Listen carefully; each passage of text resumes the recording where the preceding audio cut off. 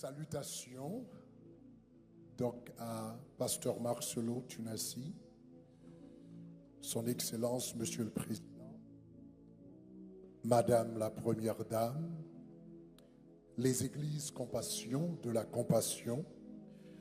Je vous apporte les salutations de la famille Shekinah, Tabernacle de Gloire, du corps de Christ en Haïti et de toute la nation haïtienne d'une façon générale. Il y a des tragédies qui arrivent dans la vie qui nous font penser que nous devrions avoir une réponse ou une explication de la part de Dieu. Et parfois, nous pouvons même penser que nous avons la réponse. Ce sentiment de droit et même de présomption de savoir peut nous conduire ou encore peuvent nous conduire à une sorte d'auto-illusion. Il est vrai que nous apprécierions à avoir une réponse de la volonté de Dieu. Ce serait très apprécié d'avoir une réponse de la part de Dieu en cas de crise ou en temps de crise. Mais les réponses, ce n'est pas vraiment ce qu'il nous faut dans les moments de crise. Il nous faut quelque chose d'autre. Et ce dont nous avons besoin, nous le trouvons dans l'histoire de Job.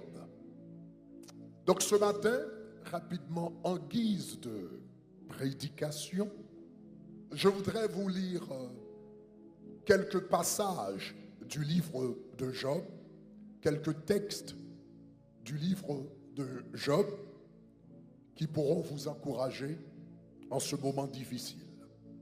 Donc tout d'abord, je vous mets dans le contexte. Job, c'était un homme qui vivait dans un pays en Orient.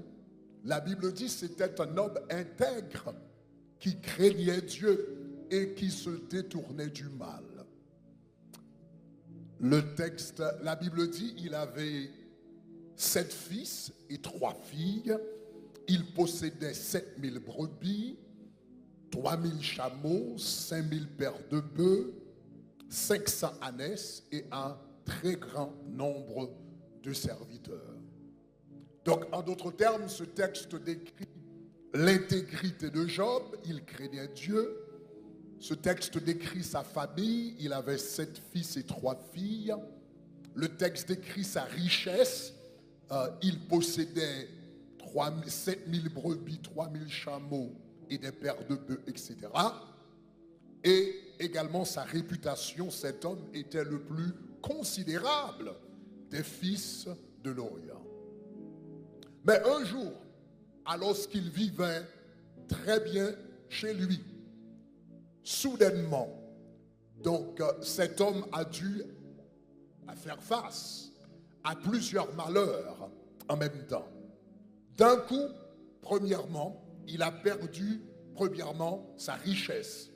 D'un seul coup, il a perdu ses bœufs. Pendant qu'il était à la maison, un serviteur est venu lui dire, les bœufs labouraient et les ânesses paissaient à côté d'eux, et les Sabéens se sont jetés dessus, et ils ont enlevé les bœufs, et ils ont passé les serviteurs au fil de l'épée, et je me suis échappé moi seul pour t'en apporter la nouvelle. Pendant que cet homme parlait, un autre est venu lui dire, le feu de Dieu est tombé du ciel et embrasé tes brebis et tes serviteurs et les a consumés, et je me suis échappé moi seul pour t'en apporter la nouvelle. Pendant que cet homme parlait, un troisième est venu pour lui dire, des Chaldéens formés en bande de 3 se sont jetés sur les chameaux, ils les ont enlevés et ils ont passé les serviteurs au fil de l'épée, et je me suis échappé moi seul, pourtant, n'apporter la nouvelle. Donc Job s'est dit en lui-même, j'ai perdu toute ma richesse en un seul jour, mais au moins j'ai ma famille. Il n'avait pas encore fini de parler quand un homme est venu pour lui dire, voici un grand vent est venu de l'autre côté du désert et a frappé les 4 coins de la maison et elle s'est écroulée sur les jeunes gens. Ils sont tous morts et je me suis échappé pour t'en apporter la nouvelle.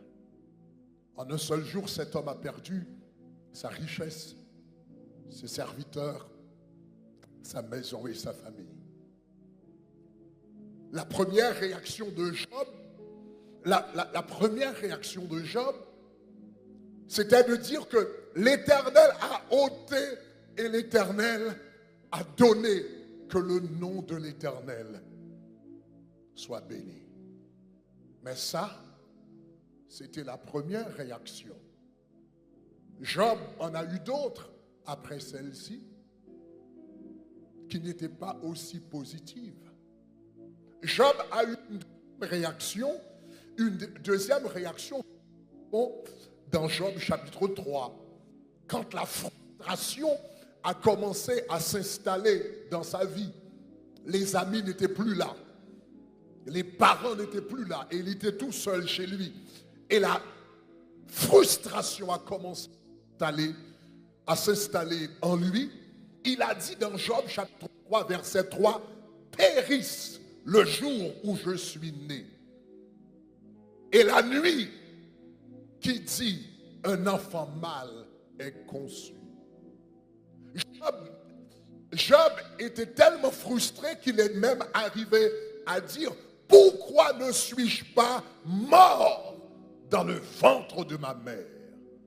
Et pourquoi n'ai-je pas expiré aux sorties des entrailles? » Donc, Job, à un moment, était peut-être même devenu un peu suicidaire. C'était sa deuxième réaction. Et la troisième réaction de Job, que nous trouvons dans Job chapitre 31, c'est qu'il a traduit Dieu en tribunal. Il a dit, après un temps, il a dit, mais c'est pas correct, c'est pas juste. Donc, Job chapitre 31, verset 1er, Job dit, j'avais fait un pacte avec mes yeux que je n'aurais pas arrêté mes regards sur une vierge. Généralement, quand des hommes ont du succès, quand ils sont prospères économiquement, ils ont tendance à utiliser leur richesse pour, je ne sais pas, pour se procurer de dizaines et dizaines et peut-être centaines de femmes comme Salomon. Mais Job a dit, moi, j'étais prospère, j'avais de l'argent, j'étais le plus considérable des fils de l'Orient, mais je n'ai jamais commis d'adultère. Je n'ai jamais commis de fornication. J'avais même fait un pacte, une alliance avec mes yeux que je n'arrêterai pas même mes regards sur une vierge. Et Job continue dans Job 31, verset 2. Mais quelle part Dieu m'a réservé d'en haut? Quel héritage le Tout-Puissant m'a envoyé des cieux? Job continue pour dire, la ruine n'est-elle pas pour le méchant et le malheur pour ceux qui commettent l'iniquité? Donc Job a dit, je suis confus, je ne comprends pas. J'ai mené une vie de droiture, j'ai mené une vie d'intégrité, j'ai mené une vie d'obéissance, mais quel héritage le Seigneur m'a réservé d'en haut? C'est qu'il a pris toute ma famille dans un seul jour. Est-ce que ça, c'est l'héritage des serviteurs de Dieu? Donc dans Job 31, le verset 4, Job 31, le verset 4, Job a dit, Dieu n'a-t-il pas connu mes voies? Donc Job a dit, on dit souvent que Dieu est omniscient, mais peut-être qu'il n'a pas connu mes voies. Peut-être qu'il n'est pas au courant de ma droiture, de mon intégrité et de mon obéissance. Il dit, n'a-t-il pas compté tous mes pas? Et il continue au verset 5 pour dire, si j'ai marché dans le mensonge, si mon pied a couru vers la fraude, que Dieu me pèse dans des balances justes. Et il reconnaîtra mon intégrité. Que Dieu me pèse dans des balances justes. Job a dit, Seigneur, il y a un problème. Ta balance ne fonctionne pas. Tu as une balance déséquilibrée. Tu as une balance mal ajustée. Que le Seigneur me pèse sur des balances justes. Ta balance n'est pas juste. Alors tu reconnaîtras mon intégrité. Le Seigneur a laissé parler Job. Et dans Job chapitre 38, le Seigneur répond aux interrogations de Job. Le Seigneur répond avec ces mots au verset 1er. L'Éternel répondit du milieu de la tempête et dit, qui est celui qui obscurcit mes desseins par des discours sans intelligence? Qui est celui qui obscurcit mes desseins par des discours sans intelligence? Et le Seigneur dit à Job, saint terrain, comme un vaillant homme, je t'interrogerai et tu m'instruiras.